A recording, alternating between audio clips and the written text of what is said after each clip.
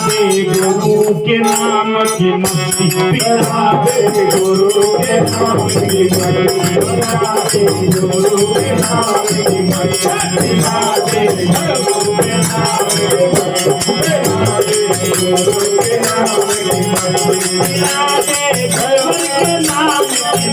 पिला दे गुरु के नाम की मस्ती पिला दे गुरु के नाम की मस्ती पिला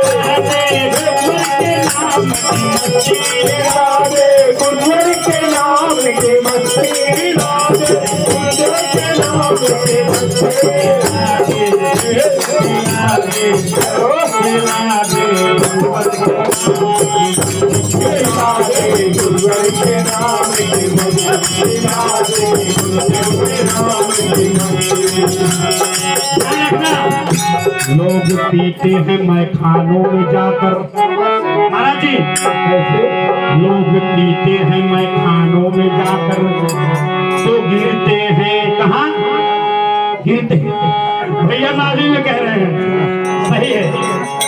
लोग गिरते हैं, लोग पीते हैं मैखानों में जाकर, तो गिरते हैं दीवानों में जाकर। हर मैं तो पीता हूँ गुरु के नाम का प्याला, तो गिरता हूँ आके सत्संग में आकर। देखिएगा, पीने वाला कभी दाम नहीं पूछता, मुझे पीने पिलाने वालों से परहेज नहीं है। और कहीं जाएंगे तो दाम पूछेंगे और ठेके पे जाएंगे तुरंत ऐसे पहले से गिन के रखे रहते हैं। ध्यान रखिए कितने वाली बोतल। अब ऐसे पहले तो आजू बाजू देखेंगे, कोई देख नहीं रहा, ऐसे तुरंत डाले वो वाली बस और दिए आए और ऐसे शरीफ बन के चलते हैं, मालूम पड़ता है इन्होंने कुछ किया ही नहीं। पीने वाला दाम नहीं पूछता, तो कहना क्या है कि पीने वाले दाम न पूछे, पीने वाले दाम न पूछे, पीने वाले दाम न पूछे, पीने वाले दाम न पूछे, पीने वाले दाम न पूछे, पीने वाले दाम न पूछे, पीने वाले दाम न पूछे, पीने वाले दाम न पूछे, पीने वाले दाम न पूछे, पीने वाले दाम न पूछे, पीने वाले दाम न पूछे, महंगी है की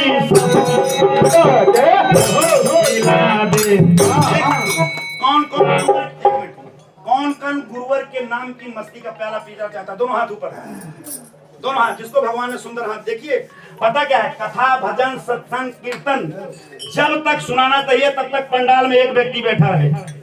पूरी रात गाऊंगा, ध्यान रखिएगा। हमारी टीम के पास ऐसा मनोरंजन है कि सबसे लास्ट में उठता हूँ और लास्ट में ही ब्लास्ट होता है। ध्यान रखिएगा, लास्ट में ही ब्लास्ट, सबसे लास्ट में उठता हूँ, लास्ट में ही ब्लास्ट होता है। ये हमारी टीम बहुत सहयोग करती है, हम लोग कुछ नहीं लेते, सच्चाई बताइएगा, पूछिए जरा गुरुवर से। लेकिन जो कुछ आते हैं, जैसे माइक का हो गया, ढोलक का हो गया, हारमोनियम का हो गया, जो जहां से आता है, बाकी कुछ नहीं। फ्री का रिचार्ज जियो हुआ ना, जियो सत्संग में जियो, भगवान के चरणों में जियो। पीने वाले दाम न पूछे, पीने वाले दाम न पूछे, पीने वाले दाम न पूछे, पीने वाले दाम न पूछे, पीने वाले दाम न पूछे, पीने वाले दाम न पूछे, पीने वाले दाम न पूछे, पिला दे पिला दे पिला दे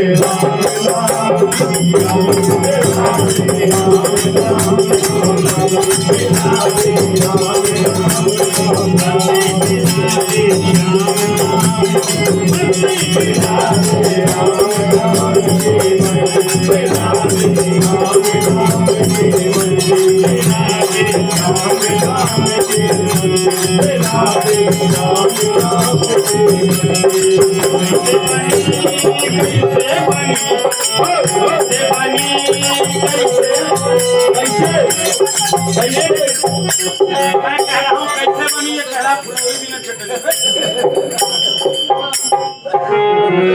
भाई साहब चटनी और फुलौरी कैसे बनी कैसे बनी कैसे बनी भैया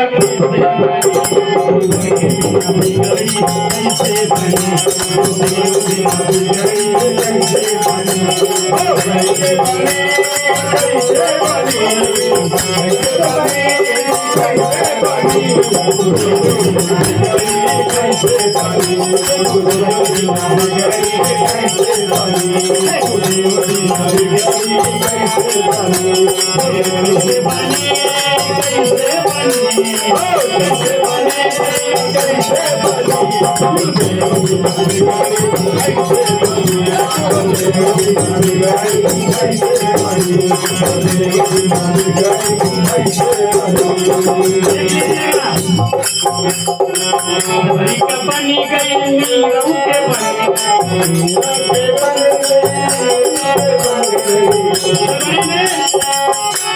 शबरी ने 1000 वर्ष तक तपस्या किया था और उनके गुरु मतंग ऋषि ने कहा था कि आप यही इंतजार कीजिएगा राम स्वयं आएंगे। और आज देख लीजिए शबरी का इंतजार खत्म हुआ और हमारा लोगों का इंतजार खत्म हुआ। प्रांगण में गुरुदेव का भजन कितना हो रहा ध्यान रखिएगा, ये कहीं ना कहीं आपके जीवन में काम देगा आ जाएगा। ये बहुत लिखिएगा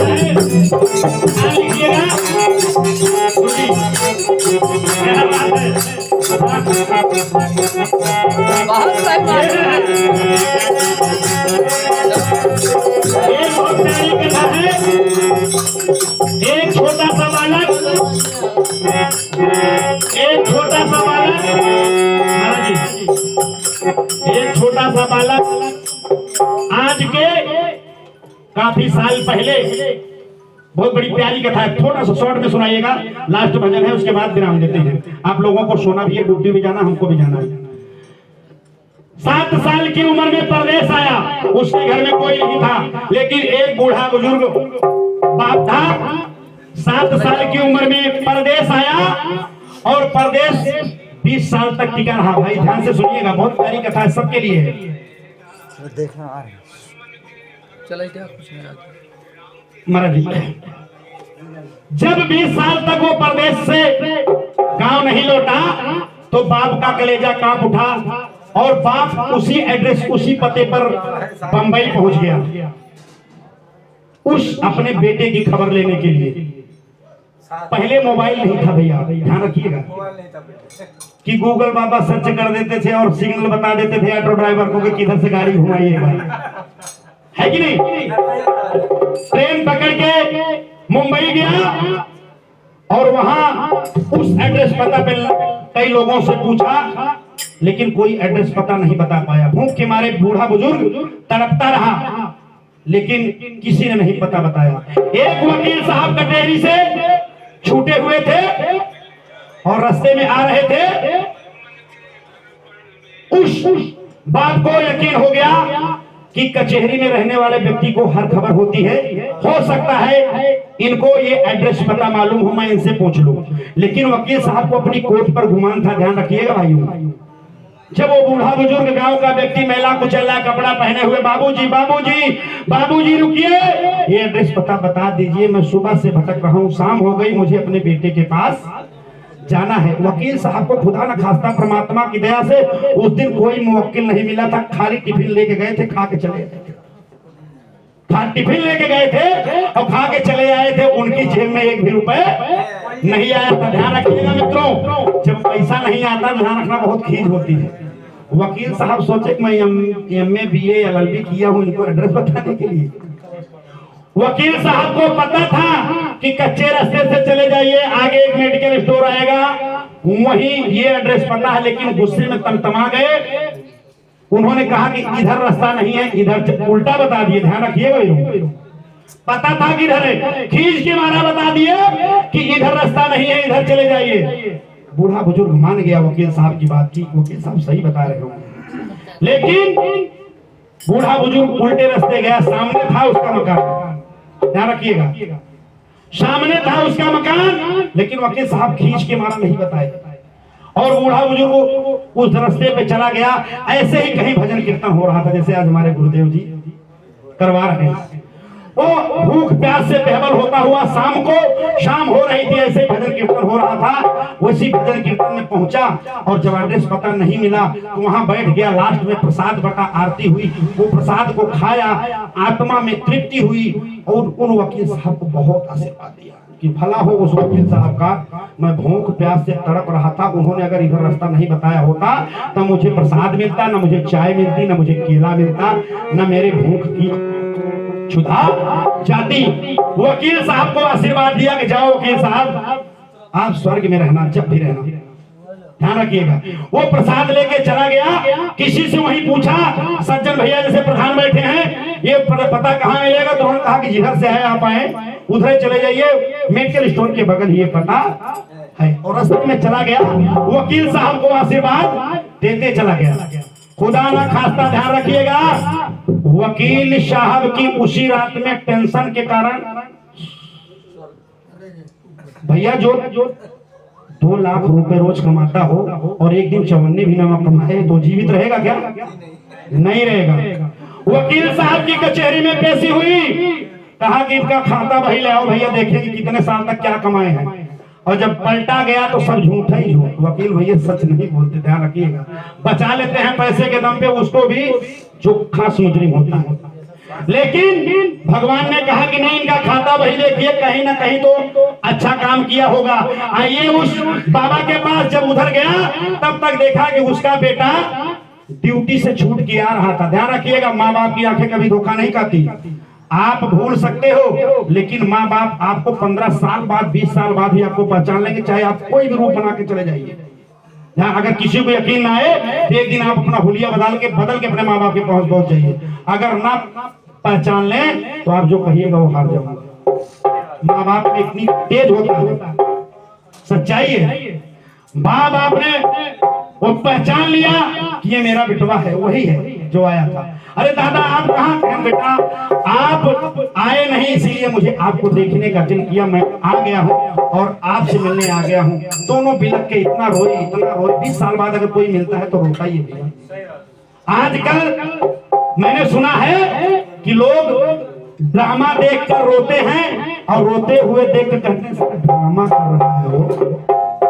मानते हो नहीं मानते हो? जो ड्रामा सीरियल पे आता है उसको देखकर रोते हैं और कोई असली में रोते हैं ड्रामा कर रहा है। बड़ी पता नहीं चलता कि लोग ढंग से जी रहे हैं कि ढोंग से जी रहे हैं। क्या पता नहीं चलता कि लोग ढंग से जी रहे हैं कि ढोंग से जी रहे हैं। वकील साहब को आशीर्वाद दिया, वकील साहब की कचहरी में पेशी हुई। लास्ट भजन है, थोड़ा सा ज्ञान की बातें हैं। पन्ना पलटा गया, कोई भी अच्छा काम नहीं था। ध्यान से सुनिएगा, मेरी माताएं बहनें बैठी हैं, ध्यान से सुनिएगा। पन्ना पलटा गया, कोई भी अच्छा वर्ड उसमें नहीं था।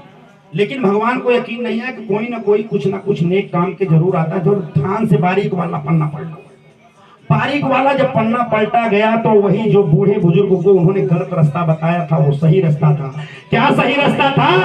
कि साहब हाँ मिल गया एक बूढ़ा बुजुर्ग सुबह से शाम तक भटकता इनसे रास्ता पूछा था, इन्होंने सत्संग का रास्ता बता दिया था। और उस सत्संग में जाकर वो भजन सुना, कीर्तन सुना, प्रसाद खाया, उसका जीवन तर गया। उसने आशीर्वाद दिया कि भगवान जब ये वकील साहब कहीं जाए तो उनको नरक के बजाय स्वर्ग मिले, उसका आशीर्वाद लगा। भगवान ने कहा काम करो, इसको स्वर्ग भेजो।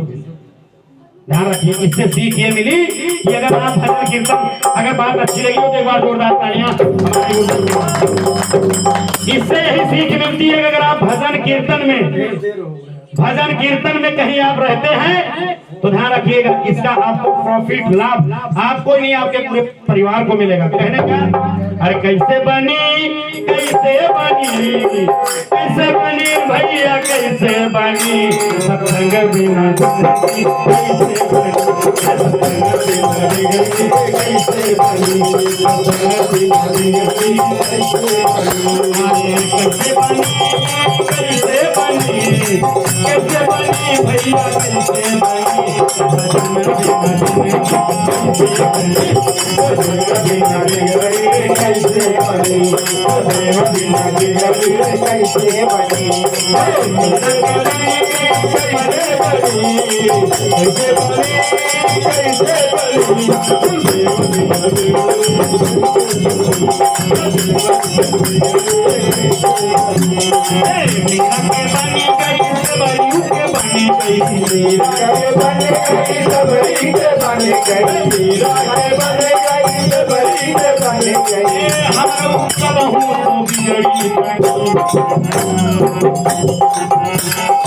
हमारा पप्पा बहू बिगड़ी बनी